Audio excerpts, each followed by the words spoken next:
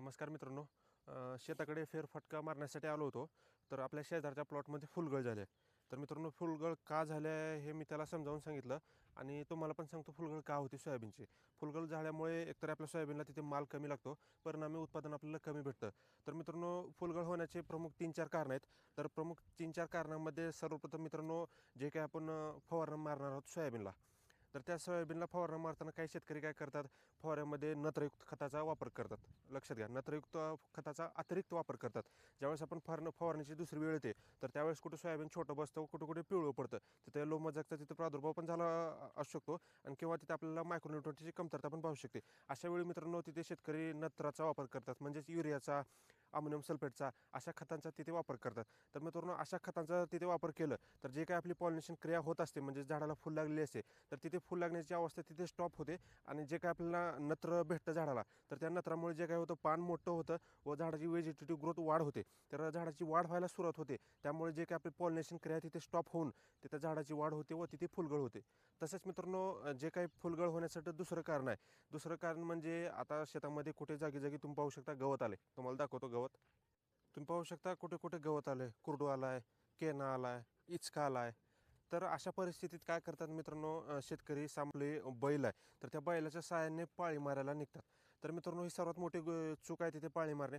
सोयाबीनमध्ये जर फुलावस्थेमध्ये जर तुम्ही पाळी खुरपणी जर केलात किंवा पाळी नसेल तर तुम्ही तिथे खुरपाला बाया बसवतात. तर मित्रांनो, हे देखील चूक आहे. कारण की आपण फुलावस्थेत असताना झाडाची एकदम लक्ष त्या फुलाच्या अवस्थेकडे असतं. तर मित्रांनो, त्या अवस्थेत जर तुम्ही पाळी खुरपणी केलो तर झाडाच्या मुळाला तिथे इजा होऊ शकते व फुलाला धक्का लागू शकतो. आणि तसंच मित्रांनो, ज्यावेळेस पाळी मारल्यानंतर आपल्याला जमिनीमध्ये ऑक्सिजन जातं. जमिनीमध्ये ऑक्सिजन गेल्यामुळे झाडाची मुळ्या, सोयाबीनची मूळ ऑक्सिजन तिथे खेचून घेते. जर झाडाला ऑक्सिजन मिळालं तर मित्रांनो, तिथे झाडाची वाढ सुरू होते. फुलं जे काही भविष्यात फुलं लागणार आहेत, म्हणजे कमी फुलं लागली असेल आणि फुलं जे काही वाढ होणार आहे सोयाबीनची, तर त्या सोयाबीनची तिथे फुलाची वाढ होण्याच्या ऐवजी तिथे फुलगळ होते आणि झाडाची वाढ सुरुवात होते. तर मित्रांनो, तिथे आपल्याला पाळी व खुरपणी करायची नाही. फुलगळ होण्याचं अजून एक कारण, जे काही आपल्याला शेतामध्ये आपल्या सोयाबीन प्लॉटमध्ये जे काही गवत येतं, तर त्यामध्ये पाळी जर मारायची नसली तर काही शेतकरी काय करतात, तिथे तणनाशकाचा वापर करतात. मित्रांनो, फुलावस्थेमध्ये तणनाशकाचा वापर आपल्याला करायचा नाही, हे लक्षात घ्या. आणि तिथे तणनाशकाचा जर तुम्ही वापर केलात तर मित्रांनो, तिथे तण तर मरतं, पण विशेषतः आपल्या सोयाबीनची तिथे फुलगळ पण होऊ शकते. फुलगळ ही तिथे गळाल्यामुळे आपल्याला शेंगा लागणार नाहीत, फुलाचं रूपांतर शेंगामध्ये होणार नाही, आपल्याला परिणामी उत्पादन कमी मिळतं. तर मित्रांनो, आपल्याला सोयाबीनच्या प्लॉटमध्ये कुठलं देखील आपल्याला तणनाशक फवारायचं नाही. जे काही आपल्याला तणनाशकाची तयारी करायची मित्रांनो, फुलं लागायच्या अगोदर करायचे. सोयाबीन पेरणी करून ते 30 दिवसापर्यंत आपल्याला तिथे तणनाशक पाळी खुरपणी करायची मित्रांनो.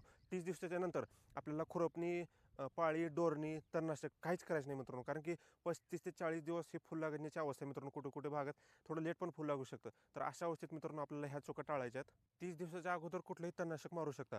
ज्या तणनाशकामध्ये गोलपान असेल, लांबकं पान असेल. मी तो व्हिडिओ बनवला आहे, सोयाबीनमध्ये कोणतं तणनाशक सर्वात जास्त काम करतं व प्रभाव आहे. तो व्हिडिओ तुम्ही पाहून घ्या, जेणेकरून तुम्हाला सोयाबीनच्या तणनाशकाची माहिती मिळून जाईल. ज्यावेळेस आपल्याला सोयाबीनमध्ये जर फुलावस्था असते, तर त्या फुलावस्थेमध्ये दुसरी फवारणी करतात. तर मित्रांनो, फुलावस्थेमध्ये आपल्याला एकतर 10% आत फुलावस्था असेल तर तिथे फवारणी करायची आहे. आणि फवारणी करतेवेळेस जे काही आपण कीटकनाशक वापरणार आहोत मित्रांनो, लक्षात घ्या, कीटकनाशक जे काही आपण वापरणार आहोत, तर तिथे कीटकनाशक फुलावस्थेमध्ये सॉफ्ट, एकदम कमी कडक असलेलं औषध घ्यायचं आहे, जेणेकरून आपल्या सोयाबीनला फुलगळ होणार नाही व फुलावस्थेत जे काही पॉलिनेशन क्रिया घडणार आहे, जे काही परागीकरण होणार आहे, जे माशा वगैरे मधमाशा परागीकरण करतात, तर तिथे माशांना अडथळा येऊ नये असं कीटकनाशक वापरायचं आहे. तर मित्रांनो, तिथे कीटकनाशक तुम्ही क्लोरोफायरिपास असेल, रोगर असेल, असे अतिरिक्त वास येणारे, म्हणजे नाकाला जे काही आपण फवारते वेळेस वास येतो कीटकनाशकाचा, उग्र वासाचे कीटकनाशक आहेत. तर मित्रांनो, तिथे त्या वास येणाऱ्या कीटकनाशकाचा, जास्त कडक असलेल्या कीटकनाशकाचा तिथे वापर आपल्याला करायचा नाही. एकदम सॉफ्ट कमी कीटकनाशकाचा वापर करा. सोयाबीनमध्ये फुलावस्थेमध्ये तुम्ही इमेमॅक्टिन बेंझाईट असलेले घटक वापरू शकता, जेणेकरून आपल्याला फुलांनाही इजा होऊ नये आणि तसे जे काही परागीकरण करणाऱ्या माशा, फुले आहेत, तर मित्रांनो, त्यांनाही काही त्रास होणार नाही. परागीकरण हे नैसर्गिकरित्या घडत असतं. जे काही मधमाशा, फुलकिडे यांच्यामार्फत देखील परागीकरण होत असतं. तिथे आपण कडक व वासाचे कीटकनाशक जर मारलो तर तिथे जे वरल्या झाडावरती, फुलांवरती जे बसणारे किडे, मधमाशा, फुलपाखरं आहेत, तर त्यांचा तिथे नष्ट होतो, नायनाट होतो, ते किडे मरून जातात व आपलं परागीकरण थांबतं. यासाठी आपल्याला फुलावस्थेत जास्त हार्ड वास येणारं कीटकनाशक मारायचे नाहीत. तर अजून एक चूक, जे काही आपण सोयाबीनला दुसरा स्प्रे करणार आहोत, फुलावस्थेमध्ये स्प्रे करणार आहोत, तर ते स्प्रे करताना मित्रांनो, आपल्याला अजून एक काळजी घ्यायची आहे. जे काय आपला पेट्रोलचा फवारा आहे, ज्या फवाराला जास्त प्रेशर आहे, तर मित्रांनो जास्त प्रेशरचं असल्यामुळे जे काही आपण फवारा मारणार दुसरी, तर तिथे जास्त झाडाला प्रेशर लागल्यामुळे देखील तिथे फुलगळ होऊ शकते. तर तिथे आपल्याला तेवढी काळजी घ्यायची आहे. तुम्ही जर जास्त फुलावस्थेत असेल मित्रांनो, 30-40% जर पुढे फुलावस्था असेल तर तिथे फवारणी टाळा मित्रांनो. आपल्याला फवारणी एकदम 10% आत जर फुलावस्था असेल तर तिथे आपल्याला फवारणी घ्यायची मित्रांनो. जर फवारणी 20% जर असू शकतील तर तिथे देखील आपल्याला नत्राचा वापर कमी करायचा आहे. आणि तसेच मित्रांनो फवारणी 30%च्या 40%च्या पुढे गेले तर तिथे आपल्याला फवारणी मित्रांनो टाळायची आहे. तिथे आपल्याला सोयाबीनची फवारणी करायचीच नाही. या अवस्थेमध्ये शेतकरी काय करतात, जोरात पेट्रोलच्या फवारणीमुळे झाडाला प्रेशर देतात. तर त्या प्रेशरमुळे सोयाबीनच्या तिथे फुलगळ होऊ शकते. ज्या प्रेशरनं जे काही हवा लागते पेट्रोलच्या फवाऱ्यानं, त्या हवेच्या प्रेशरनं व पाण्याच्या प्रेशरनं तिथे फुलगळ होऊ शकते. लक्षात घ्या मित्रांनो, तसंच झाडाला इजा पण पेऊ शकते. त्यामुळे सांगतो फुल लागायच्या आधीच आपल्याला फवारा मारून घ्यायचा आहे. जर शक्य नाही झालं तर तिथे फुलावस्थेमध्ये तुम्ही साधा पेट्रोलच्या फवाराचा सोडून जे काही बॅटरीचा फवारा येतो आपला, तर त्या बॅटरीच्या फवारणी तिथील फवारणी करू शकता. मित्रांनो अजून एका कारणामुळे फुलगळ होऊ शकते. जे काही उघाड पडल्या तुम्ही पाहू शकता, जागी कोण्या भागात अल्निनोमुळे पाऊस पडलाय व कोण्या भागात पाऊस पडले नाही. तर अशा परिस्थितीत मित्रांनो आता तुम्ही पाहू शकता सोयाबीनच्या प्लॉटला फुलं लागले. तुम्हाला पण दाखवतो. तर मित्रांनो तुम्ही पाहू शकता सोयाबीनच्या प्लॉटला फुलं लागलेत. तर अशा अवस्थेत मित्रांनो शेतकरी काय करतात, जर उघाड पडली असेल, पाण्याची कमतरता असेल तर तिथे मित्रांनो काय करतात, सोयाबीन हे फुल अवस्थेत असेल तर तिथे मित्रांनो स्प्रिंकलरचं पाणी लावतात. मित्रांनो ही गोष्ट साहजिक आहे, सोयाबीनला पाणी कमी पडतं म्हणून आपण तिथे स्प्रिंकलर लावतो. तर मित्रांनो जे काय आपण स्प्रिंकलरचं पाणी लावणार आहोत तर त्या स्प्रिंकलरच्या पाण्याचा जे काही थेंब आहेत तर थेंब हे झाडावर मित्रांनो जोरात पडतात व तिथे फुलगळ होते. ह्या फुलावर जर थेंब जोरात पडला मित्रांनो तर त्या प्रेशरनं देखील तिथे आपल्याला फुलगळ होते. आणि मित्रांनो तिथे आपल्याला एकतर कमी प्रेशर घ्यायचं आहे. आणि लक्षात घ्या मित्रांनो, जे काय आपण पाणी देणार आहोत ते एकदम कमी प्रमाणात पाणी द्यायचं आहे. स्प्रिंकलर जर लावलं तर मित्रांनो अर्धा ते 1 तास ठेवायचं स्प्रिंकलर, जेणेकरून फक्त झाडाची भूक वागेल. आपल्याला तर अतिरिक्त जास्त पाणी द्यायचं नाही सोयाबीनच्या प्लॉटला. मित्रांनो असे काय आपल्या सोयाबीनच्या फुलावस्थेमध्ये आपल्या सोयाबीनची काळजी घ्यायची आहे.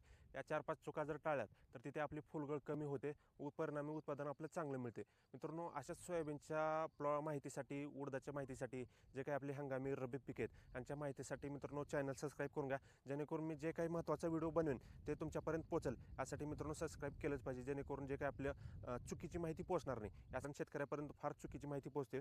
चुकीची माहिती पोहोचल्यामुळे शेतकऱ्यांचे तिथे नुकसान होतं व नुकसान झालं नाही तर मित्रांनो तिथं आपल्याला एकतर आपल्याला खर्च परवडत नाही. सोयाबीन मागले मित्रांनो, पिशव्या मागलेत, खत मागलेत. या अवस्थेत मित्रांनो जर चुकीची फवारणी व चुकीच्या वेळी जर फवारणी झाली तर तिथे नुकसान होतं. तर मित्रांनो व्हिडिओ आवडल्यास व्हिडिओला लाईक करा व जास्तीत जास्त शेअर करा, जेणेकरून चुकीची माहिती कोणापर्यंत पोहोचणार नाही. जे काही आपला गावातला ग्रुप आहे किंवा बाहेरचा शेतकरी ग्रुप आहे तर त्या शेतकरी ग्रुपवर शेअर करा. धन्यवाद.